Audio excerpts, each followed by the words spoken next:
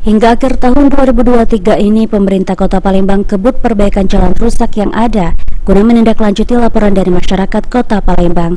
Diutarakan oleh PJ Wali Kota Palembang Ratu Dewa saat meninjau proses perbaikan Jalan Bambang Utoyo pada Rabu sore 11 Oktober 2023. Di Jalan Bambang Utoyo ini terdapat beberapa titik perbaikan yang akan dilakukan guna menindaklanjuti laporan dari masyarakat.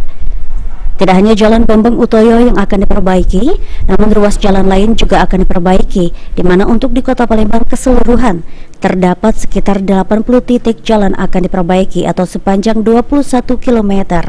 Dari total panjang ruas jalan di Palembang sekitar 690 km. Aspirasi dan pengaduan warga itu hari ini kita tindak lanjuti.